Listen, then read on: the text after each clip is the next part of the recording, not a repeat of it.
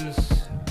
Bugo Bago. I'm Jason Bago. He's Leo Bugo. How's it going, guys? It's been a while. Before we continue, hit that like button, subscribe, comment, share this with your friends. It helps the channel.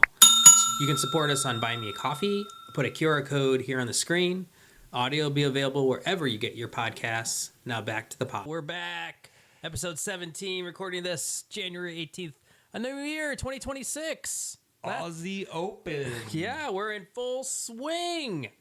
What do you guys... Oh, my God, we're in full swing. We have 1-point slams. We have Fed on the scene. We had a bunch of primer tournaments in Brisbane and Auckland and somewhere else that I'm forgetting. But where do I start? You want to start 1-point slam? Did you see that? That was pretty let's awesome. start with the Australian Open. I think the Australian Open is a little tricky being on the East Coast and being United States. You got the NFL playoffs. You got the college playoffs. They call it the Happy Slam. Everyone's full of optimism. New year. They really right? don't have much of an off season. They just came back from the Maldives. Yes, this is, they throw in the major right there at the beginning of the season. I think the season is 2 weeks long so far. This is probably the third week of the season. Yeah. Let's Absolutely. talk about our dream, the 1-point slam. Why don't you talk about it? So What are the the rules? 1-point slam was really cool. You got 1 point. You play. It's a mix of amateurs and pros. Now, the pros only get 1 serve. Okay. The amateurs, you get 2 serves. And you play 1 point out. And so you choose to serve or return. Well, no. Okay, so that's the fun part. Okay. You do rock, paper, scissors to see who wins. The coin toss would normally be a coin toss. And if you win, you decide, am I going to serve or receive? And if you're the pro, you get 1 serve. If you're the amateur, you get 2 serves. And you play a point out. And then you play 1 point, and that's it. And then if you win... it's the pro just playing a group of amateurs in line? Like the pro just keeps on playing, right? Or they have them all in a draw. Yeah. I don't know how the draw is set up. But, I mean, okay, so reality, they're amateurs, but did you look at the amateurs? Like, some of these amateurs are, like, teaching professionals at a freaking club, or they're really a good... UTR. It's not like me going out and playing in the 1-point slam. Right. But... people better than us. Yeah. Yeah. But they were still, they're still amateurs. So, yeah, it was fun. It was fun. Did you watch all of it or some of it? The highlights on social media. Mm-hmm. But the winner got $1 million, right? Yes, the winner got $1 million. And there was I don't remember her name, and I'll put it on a screen. She got really far. She got through, like, Kyrgios and Sinner, and everyone was having fun, right? Like, I think the pressure is on the pros because they don't want to, look bad or lose a point, but then I think they don't want to dominate either. They kind of want to, like... They want to... It's a fun event, they're not right? ripping 130 serves, right? No. They're just kind of rolling in their second serve. No, like, some people, like Coco, she faulted. Okay. Okay. And some of them faulted, and in Kyrgios... And I think he decided to return, and he had a little bit of rally, and he hit it out, like a little, just long. All right. And then I don't know, he crushed a racket. Like, he was smiling the whole time, but he, like... Okay. Listen, anyone can win 1 point. You can get a let. It could be... Mm-hmm. I feel like they're holding back a little bit, but, yeah, I mean, it's like... You sit in the stands, you're sitting there watching TV, and you're like, oh, I can get a point off them. In reality, no, but Yeah. I think it's a cool event because it's 1 point. It runs quickly, and Yeah, they just $1 million is no joke. They just ran through the draw. Life-changing. Yeah, like in one night, they just ran through the draw in, a couple hours or so. Okay. So, yeah, so it was like, boom, okay, next up, blah, blah, blah, and blah, blah, blah. Or maybe they did it longer than I don't know, but... The one video I saw, I watched some of it during work in the background, and I'm like, oh, this is fun. U.S. Open, we need this. I'm sure it'll be through the USTA or something, but we need this. I need to be in this. It's like my, need to be it's like my dream. The dream, the 1-point slam. So what would you do if you won? Serve or return? Got to return. I got to return. Well, wait a minute. Or you go big on both serves. Wait. Okay, so think about this. If you got a good pro, you're going to get that back? If he gets a good kicker on you, or even a good serve, that might be tougher. You might want to serve. I would say return and step way back. Yeah, and then you'll get an I think underarm the serve. pressure would be Then you'll get an underarm. There would just be a lot of pressure to serve, but you would just. Yeah. I think I would go for 2 first serves, right? Oh yeah, if you're gonna do it, do it. Go for the line. Go for it. I mean, what do you got to lose other than $1 million? But Yeah, it's not but like you know, I mean, it looks like a fun event. I totally would we need more. to We do need that, more of this. or at We least need this try in the it. United States. Yeah, U.S. Open. Hello, even the 1000s, Miami. Come on, you're close. Roger yeah. Federer. So I know they wanted him to play Nadal. Nadal had surgery. Is there? Oh, was that the Did deal? he win it 25 years? Is there some kind of anniversary of Federer win? Why is he there? Is it just I don't know. because Apparently, he's so popular, or if what? you listen to the Players Box pod, they were talking about this. Apparently, he was doing like $20,000 like go shake my hand meet and greets and sold out. I mean, he doesn't have enough money. You know? So, but you know, he had the EXO. He had the practice with Casper. That was And fun. he won it 7-2. He Yeah, was they played serving aces, hitting winners, so hitting shots down the line. I mean, they were out there practicing on center court. It was pretty full crowd for a Do you practice. think Rude held back? I don't know. Maybe he did. I mean, it's a practice. Anything can happen. But it was 7-2. It wasn't like super close. So Pretty impressive. But yeah, and then you didn't see this, but they did I think a ceremony of a kickoff of the Australian Open. They had like doubles, so it was like Federer and Agassi on one side versus Lake Hewitt and Patrick Rafter, and that was a fun. And then halfway through, like Agassi was playing, I'm kind of tired. I need to sit down. I need someone to take my place. And then Ash Barty came on the court, so and it's in Crowd went Australia. nuts. Yeah, it was awesome, and yeah, it was fun. It was fun. Yeah, it was a fun. You kind of look at that and you go, man, Fence still kind of has it. So every major now is 3 weeks. That first week is qualifying, but they're having the qualifying now in the stadium courts. Usually that's free. And now they're putting these gimmicks. They got the mixed doubles at the U.S. Open where some of it's free, some of it you pay for. Right. Qualities are good. These guys are good players, and it's I think it's family week for or kids week at the U.S. Open. There's a lot of stuff for kids. I think in the U.S. Open they call it Fan Week, and it's all free to kind of just get you in the door, right? In a nutshell. Right. I feel like all these slams, Australians obviously doing. The crowds have been crazy. Even through qualies, I saw something about like the attendance is like doubled from last year. Why do you think that is? You think I don't it's know. just Does Australia really love its tennis? Is that what it is? I know that they're really big sports fans. Maybe because it's free, or and then the 1 point slam, and maybe the stuff's on the internet a little, like on social media a little bit more. I don't know. I mean, it was crazy to see, just a limited time. But yeah, I feel like every tournament is like record attendance now. Like, well, they have to say that. Are we having a moment with the game, or what do you think? Has the pickleball paused enough? Is the craze over? I mean, come on, no one's watching pro pickleball. But I know. If you're watching Tennis Channel all day, you'll see it. But yeah. I don't know. I think as fans, it's not good for us because the tickets are going to be more. There's going to be more people. It's going to be crowded. Yeah, that was they grow the game, but like, why do we care if the game grows? Maybe. Well, you don't want it to die, so you got to keep it growing. Not dying. It's not dying. It's doing well so far, but it is. Yeah. So, anyways, watching the Australian Open, they're 16 hours ahead of us. 16 hours ahead. They usually start. That'll be what 7 p.m. So they start 10 or 11 their time. So they start 11 a.m. their time, 7 p.m. our time. So I go to bed between 9 and 10. So you can watch 2 hours before you go to bed. And then I get up early around 5:36. So if there's a late night fifth setter, you can probably see a set. See it in the morning. See it the next morning. In the next morning. That's usually what happens. If there's a long Australian Open here in the States, you can see the tail end of it in the morning. Yeah, because I remember Medvedev and Lerner Tien played a 5 setter, and I saw the last set. Right.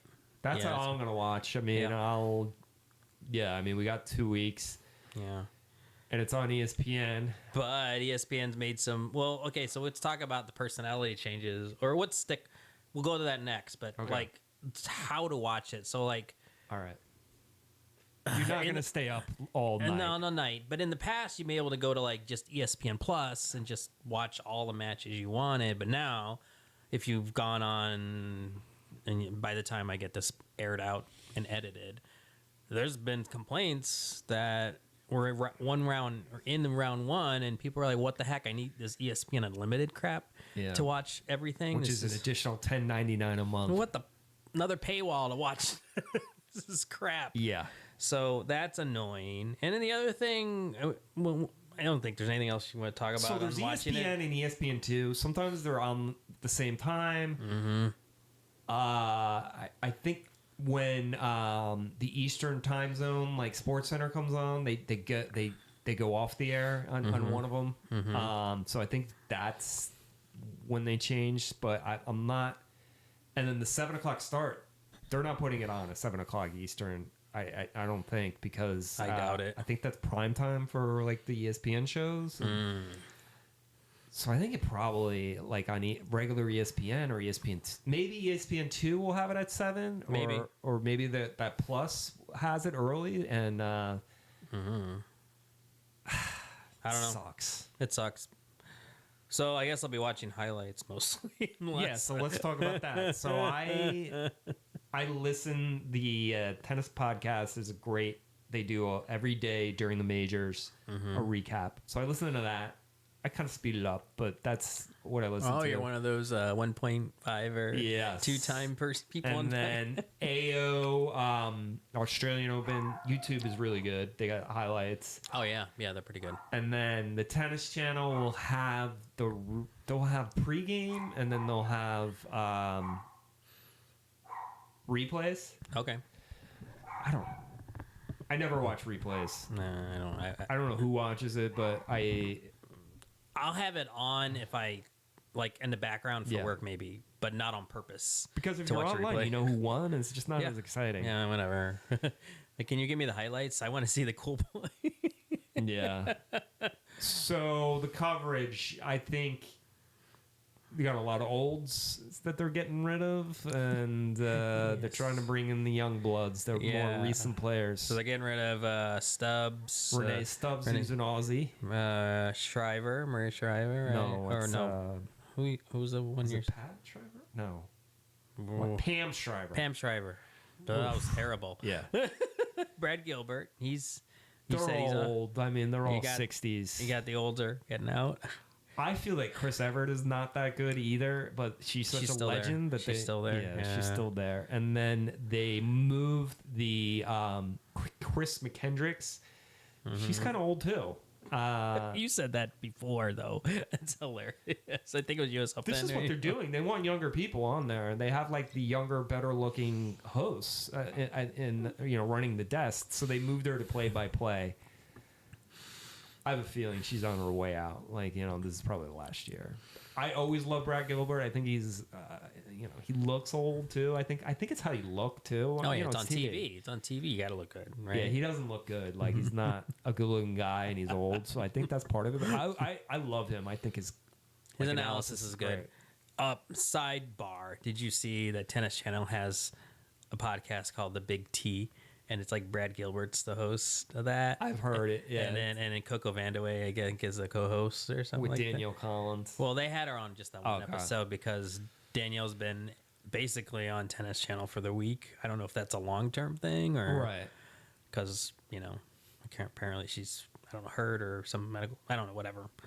Well, they're adding younger, good-looking people. Chris Eubanks, he's early 30s. Wozniak, really good-looking girl, early 30s. Query, he's got a big following, early 30s. Coco Vandeweghe, recently retired, early 30s. So these players have played some of them, and they're, I don't know, they're probably just more with it and better communicators. I think they follow the tour a little bit more. And they got the insight. They just literally, Eubanks retired literally within the last 6 months, right? I mean, Stubbs is from the 70s and 80s, right? Yeah. And Wozniacki, she, was playing last year. Yeah, Coco Vandeweghe also just retired too, like you Sam said. Querrey just retired. Yeah, so this is all people pretty fresh off the tour, and I think TNT was so good that they were like, bring those people on. in a nutshell, right? Because there's all the same people from Because French ESPN Open. is so old. Like, it's just, you need young people and better looking people. Well, I like seeing the young blood in there. It was good. It's been good. And Yeah. So Let's talk about the cash. How The much cash. are you making? So just to make the tournament, the first round, 100,000, 100K. right? 100K. Then- Round of 64, 150K, 32. 220K. Round of 16, 320. Quarters. Quarterfinals, 500K. Half a mil. Semis, 840K. The runner-up gets a whopping 1.45 million, and the winner, 2.79 million for It's the good. winner. Sounds like a lot. The players should still be making more. I feel like they're getting ripped if you look at the percentage of these other leagues and what golfers make, what NBA players make, what the NFL players make.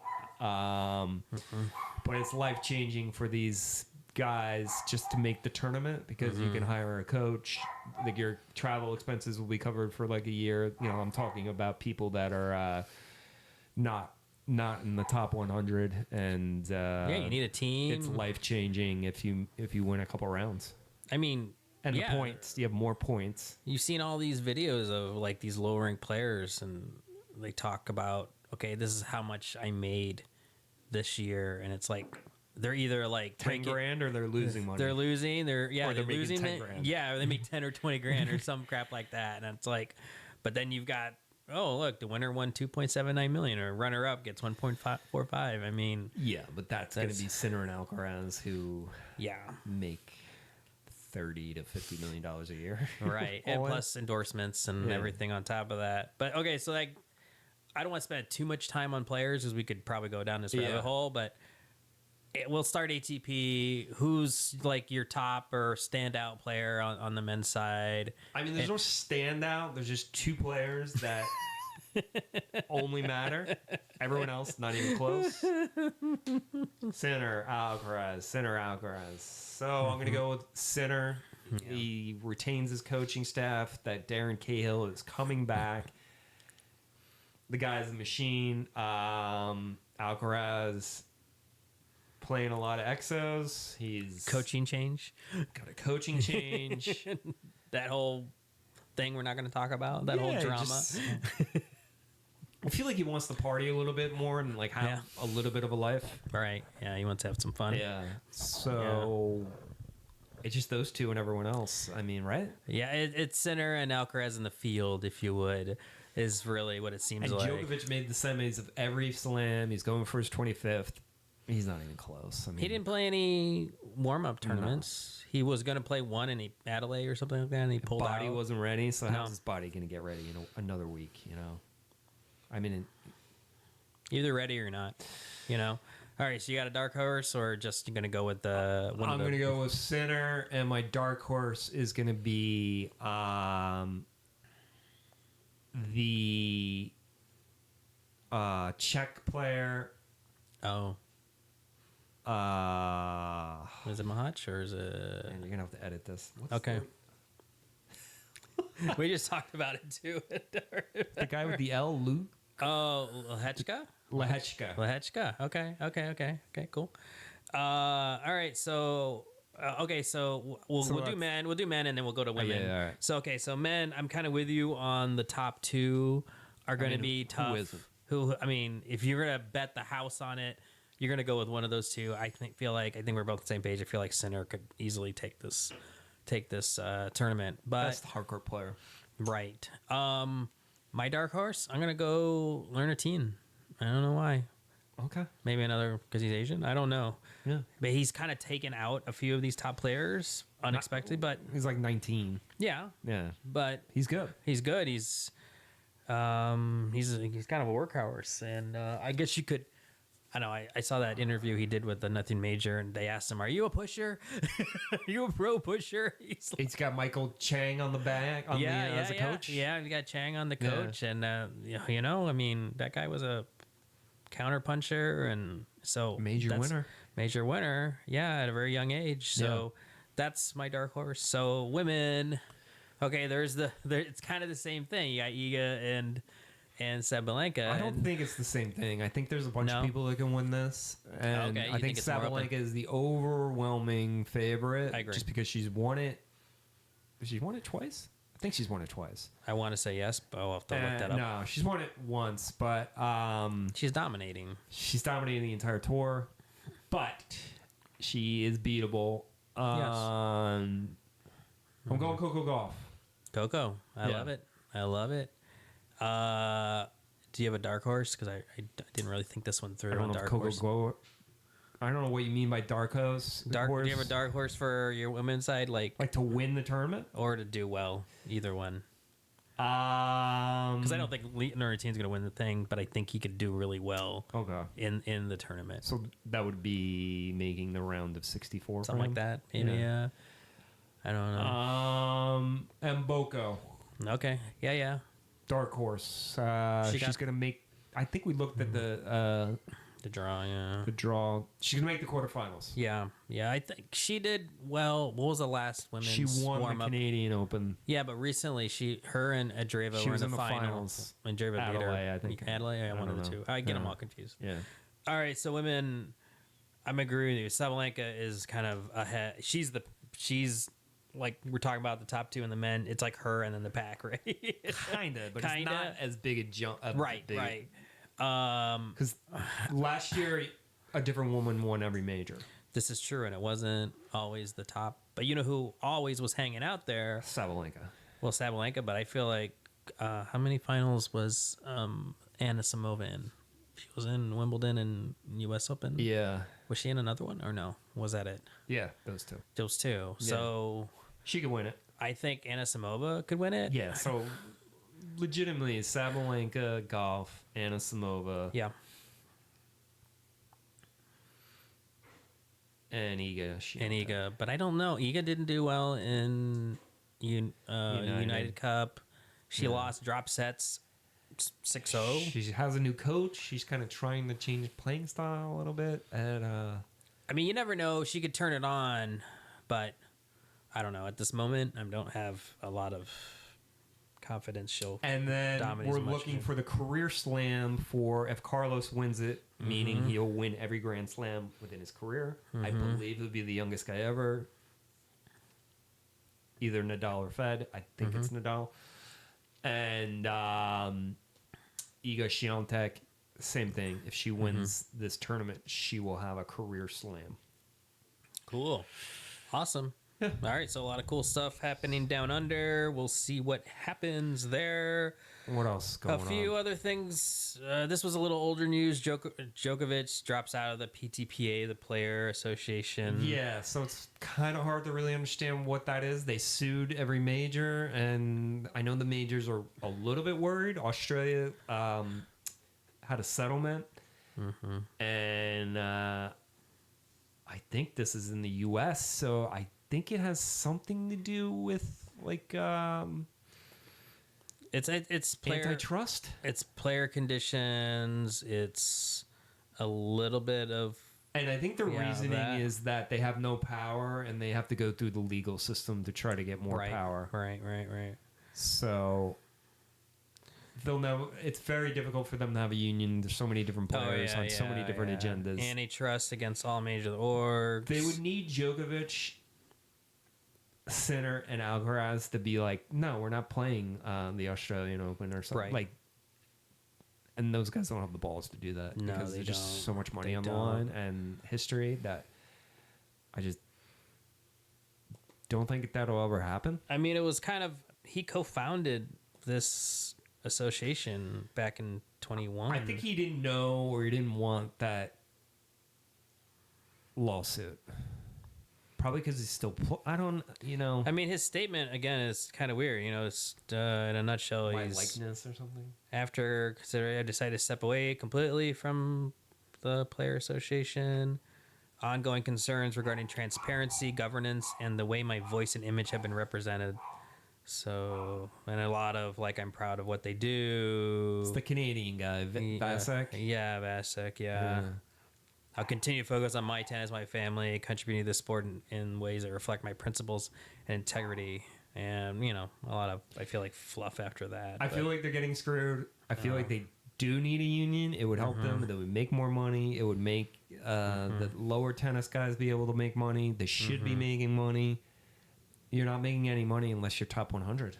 Right. Yeah. So we'll see what happens there. I mean, that says something that he dropped out of it. It says something that they settled that lawsuit, and the other there's three are kind of worried. So we'll see. Yeah, we'll see. This is a little bit of older news too. Yeah. Serena Williams put herself back into the doping protocol, which basically means you're in the pool to randomly be drug tested. And usually that's an indicator you want to come back and play on the tour. And because who randomly wants someone knocking on their door wherever the F they are and be like, all right, time, pee in a cup, right? It's my understanding that every day they need to tell the drug, it might be called WASADA or something, the drug testing federation, where you're going to be at an hour time frame. And they usually do 6 a.m, like 6 to 7. You get the pick, and I think. if they show up and you're not there, there's consequences. And if that happens a couple times, you get suspended. And but she's not playing anywhere. And why would you do that unless you're not going to come back? And as soon as the news came out, she kind of said, "No, I'm not coming back, guys." But why would you do this if you don't want to come back? So the rumor I heard on a couple other podcasts was she's just going to end the year with her sister Venus at the U.S. playing doubles, and that makes the most sense to me. But again, no one knows what the deal is. But that's kind of interesting. Come back and play singles. She's not going to come back. Okay, I'm going to go play freaking French Open and win this again because I have nothing better to do. It's not. I don't see that happening. Cool if it does, but I doubt it. You had a prediction. All right, so my prediction is Coco Gauff is going to be the number 1 player this year for our time period.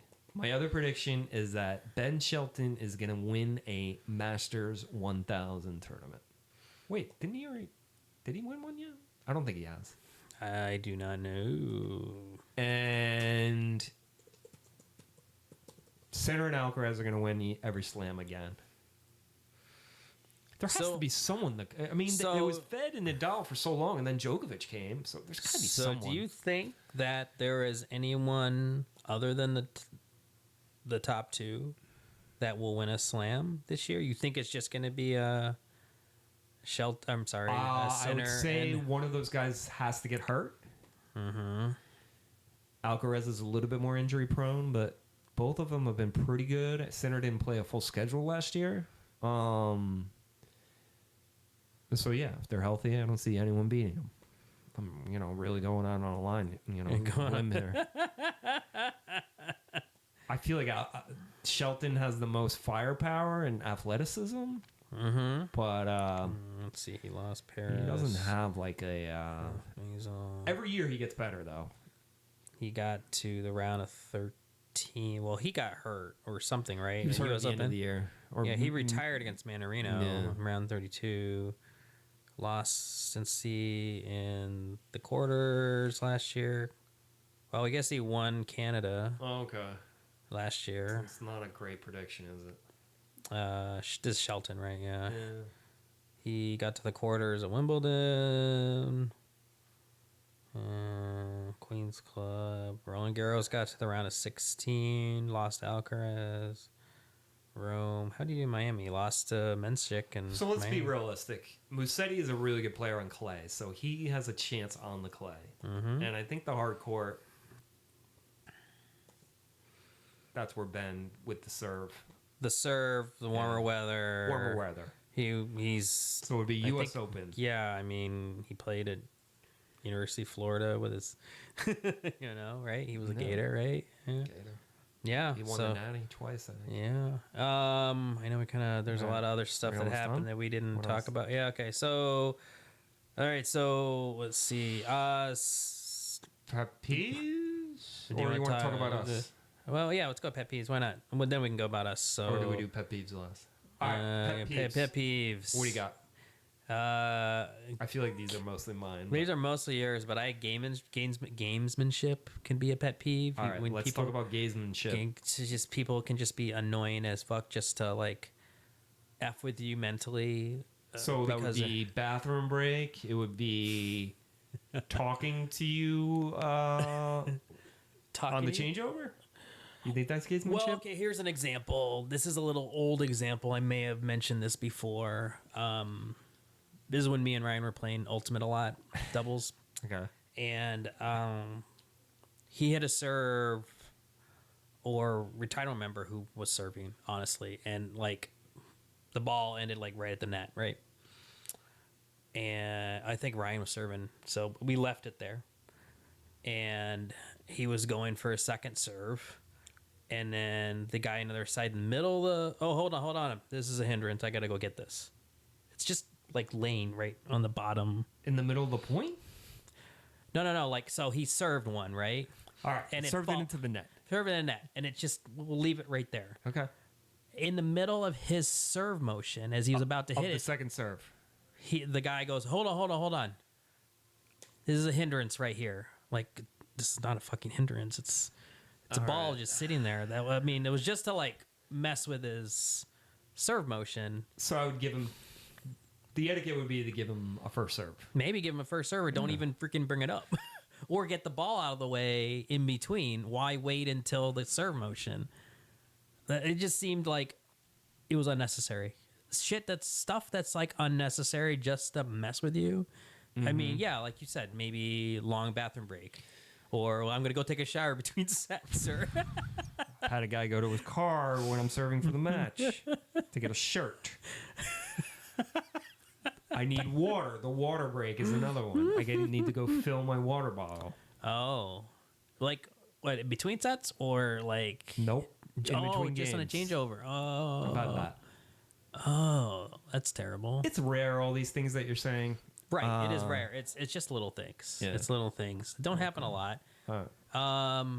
This bad calls could be one. But of course, it's everyone's pet peeve. Pet peeve. Yeah, bad calls. I think that's rare too. I think I give people the benefit of the doubt on it.